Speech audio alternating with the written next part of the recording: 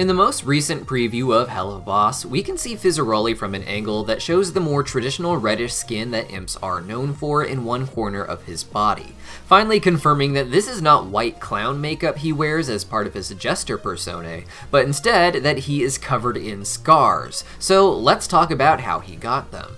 Now, fans theorized early on that white markings on imps are the imp equivalent to scars, with attempts to point to little injuries the characters had in the show turning to white marks later on, but it becomes pretty much confirmed now that we've seen flashbacks and photos of some of the characters without their trademark scars. In episode 4 of season 1, for instance, we got a look at a poster hanging on the wall of the IMP office, where we can see Blitz doesn't have his big white scar. Some fans were quick to claim that this was just an error, despite how deliberate the shot clearly was, and in fact, this was an updated version of a poster from the pilot that did include the scar, which means someone had to go back and manually remove it in order to make this change. The poster is very similar for Blitz and Barbie Wire elsewise, with the only other big change besides Blitz's scar being the removal of the character Tilla, who was originally one of the imp siblings as the poster indicated before becoming the mother of the imp twins in the series proper. This showed pretty clearly that Blitz's big white scar was something he got later in life, and which was confirmed with photos from his childhood and flashbacks to the day he met Stolas. In those same flashbacks, we of course see Fizzarolli, who doesn't have his trademark white jester style yet. We've known, thanks to tweets from VizzyPop, that not just this next episode, but the one after it will also focus on Fizzarolli. And while I'm not saying we're going to finally get the full explanation of what went down between Blitz and Fizz, I think we will at least begin to see more hints like given to us in the most recent preview. Fizzarolli is seen in this preview in his pajamas, waking up and starting his day. While stretching, we see some corner of him is the reddish imp color, which confirmed that he wasn't just wearing makeup. With it covering so much of Fizzarolli's body, the most obvious way that these scars could have happened would of course be fire, something that could damage a large part of Fizzarolli's body all at once, creating one giant white scar instead of the more random pattern of white scars other imps have from their various different injuries. For now, the scars appear to be just regular scars, but some fans have speculated that the white scars are particularly sensitive areas for imps. Imps were bred for war, it seems, with many of them getting involved with war even just one generation back, such as with Millie's parents. They come back with relatively few scars, all things considered, and it gives the impression that this scarring imps have is a sort of evolutionary defense mechanism, a quick healing of what would be an otherwise mortal wound, but one that perhaps leaves the victim with an extra sensitive area going forward. An interesting idea I've read is that white spots are the Achilles heel of imps, so to speak, a spot weakened from trauma and thus an easy way to attack and kill an imp if they have a big white spot that you can aim for. It would explain why Asmodeus was so freaked out by Millie whacking Fizzarolli over the head. While she has a history of violence that has killed even her own neighbors, this seemed rather light, all things considered, and Asmodeus was perhaps responding to the possibility that Fizzarolli is extra fragile compared to other imps because of how much his body is just white scars. Regardless of how sensitive the scars actually are, it seems obvious that they are made by fire on Fizzarolli, which some fans think is impossible due to a moment in episode 1 where Blitz and Millie are being burned by the cannibal family. The fire doesn't affect them, and fans think this makes demons entirely immune to fire, but I don't think that is the case. The demons seem to be immune to earth fire, and Blitz even calls it your fire when he says that it doesn't burn them. And perhaps it would even make sense for imps to be adapted to the fire of the Wrath Ring, what with all the fire tornadoes there and such, but fire and hell seem to have extra sort of magical properties as well. We see in the Greed Ring that it is largely green, or blue when we get to the Lust Ring, changing colors the same way the sky does.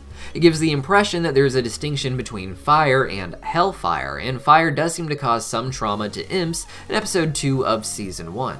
In this episode, Blitz gets into a fight with RoboFizz that ends up burning down the entire park, with the IMP gang being hit by a blast of green fire at the end that leaves them damaged, albeit comically. With all that in mind, I don't think it's some sort of plot hole for there to be some sort of hellfire that imps can in fact take damage from. And I actually think that this episode seems to foreshadow that this is exactly how Fizzarolli and Blitz got their big white scars. In this episode, Blitz of course accidentally burns down the entire park, which comes with a circus theme. When the park burns down, RoboFizz catches fire and doesn't just burn his face such as the real Fizzarolli seems to have, but specifically on the same eye as Blitz in a similar pattern.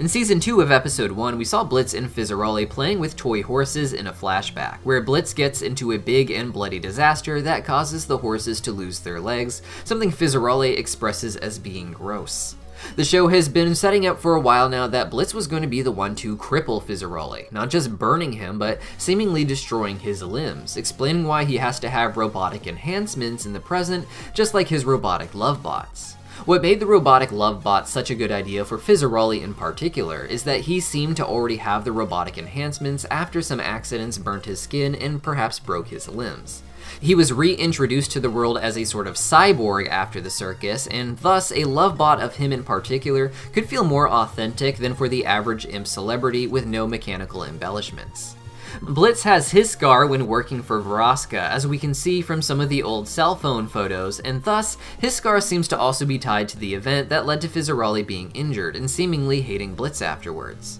In a recent episode, we also met Blitz's sister, who is desperate to get away from him and insists he's ruined her life enough.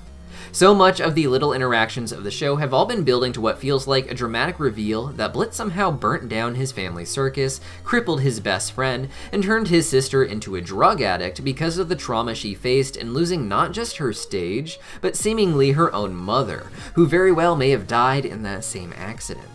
In episode 2 of Season 1, Lululand was burnt down not just because of Blitz's carelessness, but because of his pettiness. Blitz worked there when he was a bit younger, where he was constantly being showed up by RoboFizz. Before that, Blitz had worked at his family circus with the real Fizzarolli, where he was constantly the inferior act to him as well. When coming back to Lululand, it wasn't just enough for Blitz to show off that he had a new purpose in life and new friends who he liked to think of as better than Fizzarolli, who Blitz writes off as being a sellout because of his success after his time at Buxo's family circus. This results in Blitz pulling out a gun and trying to destroy RoboFizz, who isn't really alive, I guess, even by demon standards, but in doing so, starts a chain reaction that has the park being burned down, and Moxie and Millie riding a giant demon dinosaur to eat RoboFizz before they can escape via being blown up. While this was rather humorous, it highlights Blitz's pattern of self-sabotage to ruin something for himself by doing something he can't take back. Whatever the reason for Blitz potentially burning down his family circus, I imagine it has to be rooted in his insecurity. I don't think he would do anything maliciously evil, but perhaps go just one step too far trying to prank his fellow circus folk after feeling less important than them, only for the entire thing to burn down and everyone's lives to be irrevocably changed. Of course, Fizzarolli would go on to find even more success after the family circus than when he was in it, becoming not just an entertainment icon, but somehow also a sex symbol in all of hell. With 2 more episodes coming this year, both being about Fizzarolli, I'm excited to learn more about his overall character and what will happen in the future. It's been fun trying to uncover the character's past, but what's really interesting is seeing the fallout that VivziePop has planned for all of them, so even if I get this theory mostly right, there is going to be a lot of interesting stuff to explore. But what do you guys think? Let me know your thoughts in the comments down below, and I'll see you next time.